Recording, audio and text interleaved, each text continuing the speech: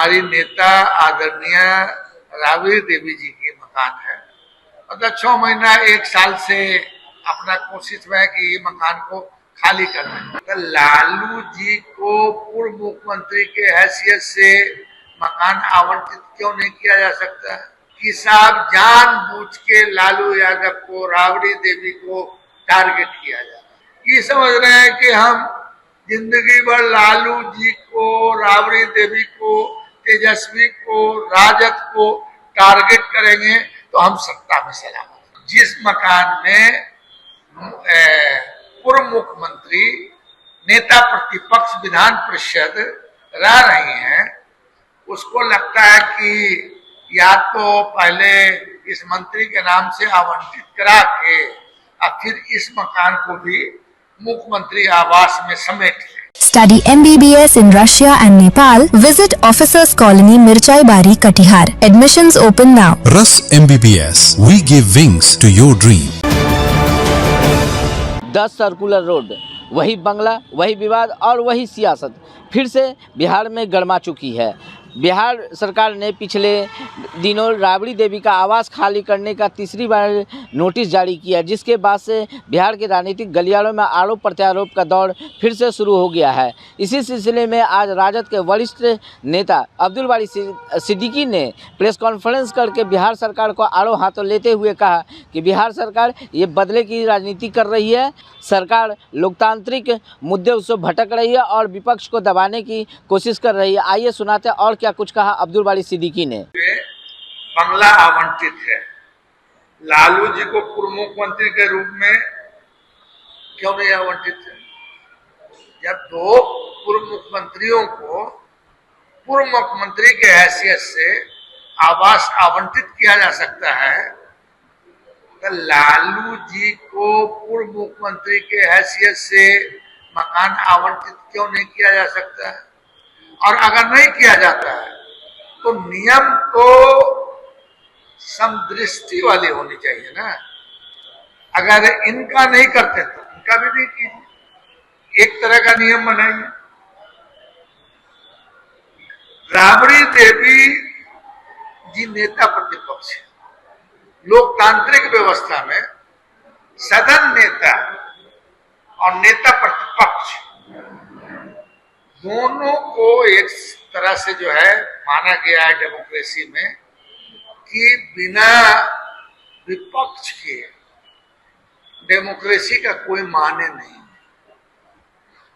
अब उन चीजों को अगर ये तोड़ रहे हैं तो किसी को भी समझना चाहिए कि सत्ता किसी का बपौती नहीं होता, सत्ता किसी का बपौती नहीं होता। सत्ता आती है, जाती है, और सत्ता में आपके वही काम याद किए जाते हैं जो आप अच्छे काम करते हैं, वो याद किए जाते हैं। और जो टारगेटेड काम करते हैं इसको आम जनता भी पसंद नहीं करती है, और आम जनता यह कह रही है कि साहब जानबूझ के लालू यादव को, राबड़ी देवी को टारगेट किया जा रहा है। इतिहास गवाह है कि जब टारगेटेड पॉलिटिक्स हुई है तो उसके विरुद्ध जनता खड़ी हुई है और 2/3 मेजॉरिटी में टारगेटेड पॉलिटिक्स करने वाले लोगों को हराया। अब ये लोग तो पिद्दी हैं, बड़े लोग अब स्वर्गीय हो गए, उनके विरुद्ध हम लोगों ने भी आंदोलन किया, सारे दल के लोगों ने किया, बड़े बड़े लोग किए, जौहर साहब, चौधरी साहब, मधु दंडवते, SM जोशी, लोक नायक, जयप्रकाश नारायण वगैरह वगैरह। ठीक है, अभी इतनी बड़ी हैसियत के लोग नहीं हैं, मगर उनके आदर्श हैं और उनका बताया हुआ मार्ग है। उस मार्ग पर चल के एक बड़ा आंदोलन तो तैयार होगा, जनता के बीच जाएगा लोग, और इनकी दोहरी चरित्र का। अरे अभी आप मुख्यमंत्री बने थे, आपको ये सब कंट्रोवर्सी में पढ़ने की आवश्यकता नहीं थी। आपको करना था गांव के लिए, गरीब के लिए, गुरबा के लिए क्या आप कर रहे हैं, उस पर फोकस करना चाहिए था। उस पर फोकस नहीं है। ये समझ रहे हैं कि हम जिंदगी भर लालू जी को, राबड़ी देवी को, तेजस्वी को, राजद को टारगेट करेंगे तो हम सत्ता में सलामत हैं। यही भूल हम लोगों से भी थोड़ी हुई थी।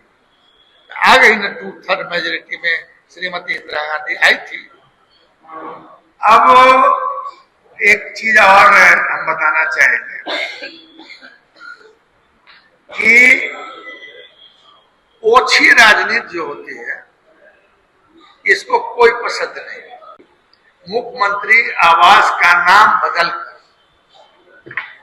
लोक सेवक आवास रखा है ना, लोक सेवक आवास है। तो लोक सेवक का संदेश आप जनता में क्या दे रहे हैं? यही दे रहे हैं, कर्पूरी जी वाला दे रहे हैं। कर्पूरी जी का आचरण व्यवहार आप आत्मसात कर रहे हैं। लालू जी वाला जो गरीबों को के साथ चटाई पे बैठते थे, खटिया पे बैठते थे, उसका दे रहे हैं। क्या दे रहे हैं? बीजेपी के राष्ट्रीय अध्यक्ष नितिन नवीन से 3 टेलर रोड, अब कौन कौन लोग हैं? मतलब जब भी सरकार शपथ लेती है, शपथ क्या लेती है कि बिना भेदभाव के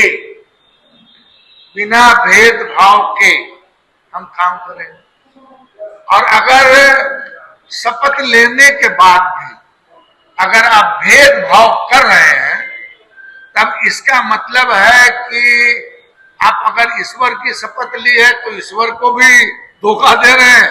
और सत्य और निष्ठा की अगर आपने शपथ ली है तो वो भी ईश्वर ही होता है। हाँ है, गांधी के अनुसार ईश्वर है, सत्य ईश्वर के नाम से लिए हैं। तो अब ईश्वर सब ईश्वर है। अच्छा, अब आप बता रहे हैं कि इन्होंने जो हमारी नेता आदरणीय राबड़ी देवी जी की मकान है, मतलब 6 महीना 1 साल से अपना कोशिश में है कि ये मकान को खाली करना। हमको लगता है शायद ऐसा कि ये जो अभी किस मकान को इन्होंने अपने में मिलाया है, किस मकान को मिलाया है? 5 देश रत्न। मुझको लगता है कि इसमें भी इनका काम नहीं पूरा हो रहा। हालांकि कहने को उन्होंने अभी जो है जिस मकान में पूर्व मुख्यमंत्री, नेता प्रतिपक्ष विधान परिषद रह रही हैं, उसको लगता है कि या तो पहले इस मंत्री के नाम से आवंटित करा के और फिर इस मकान को भी मुख्यमंत्री आवास में समेट ले। इतना बड़ा काम है, इनको तो समेटने में थोड़ा आसान होगा। अब किन किन लोगों का मकान अभी तक इन्होंने कोई ना नोटिस दिया ना खाली करवाया है, तो हमने पहले ही कहा कि सरकार की दृष्टि समदृष्टि होनी चाहिए, चाहे सत्ता पक्ष हो या विपक्ष हो, आम जनता हो या लाटसाही, उसके लिए बराबर का होना चाहिए। तो अब जानना चाहते हैं हम सरकार से कि नितिन नवीन जी किस हैसियत से रह रहे हैं, सरकारी मकान में रह रहे हैं, बड़े मकान। दूसरा, तरैया के विधायक जनक सिंह को मंत्री का आवास 28/10 हार्डिंग रोड आवंटित है, उसमें वो रह रहे हैं, किस हैसियत से? पूर्व विधायक ज्ञानू जी किस हैसियत से रह रहे हैं? देवेश चंद्र ठाकुर जी, ये तो एमपी हो गए, वहां भी मकान मिला होगा। यहाँ भी जो है ये मकान था टेलर रोड का इलाका शायद, उस मकान वो देवेश चंद्र जी के साथ है। पूर्व मंत्री राजू सिंह 11/13 मैंगल्स रोड। अगर इन लोगों को नोटिस दिया है तो आप लोग पूछिएगा, उसकी कॉपी मांगिएगा और बड़ी कृपा होगी कि हमको भी उपलब्ध कराइएगा आप लोग। उसके बाद करणजीत सिंह विधायक हार्डिंग रोड आवास में किस हैसियत से? Manorama Devi 20/B Harding road में किस हैसियत से? पूर्व मंत्री कृष्ण कुमार मंटू। तो आपने सुना क्या कुछ कह रहे थे अब्दुल बारी सिंह की। 10 सर्कुलर रोड अब एक आवास नहीं, सरकारी आवास नहीं, राबड़ी देवी का आवास नहीं, ये एक राजनीतिक का अखाड़ा बन चुका है। अब देखने वाली बात होगी कि राबड़ी देवी इस बंगले को खाली करती है या बिहार सरकार जबरन खाली करवाता है। BMW के लिए पटना से अक्षय किशोर।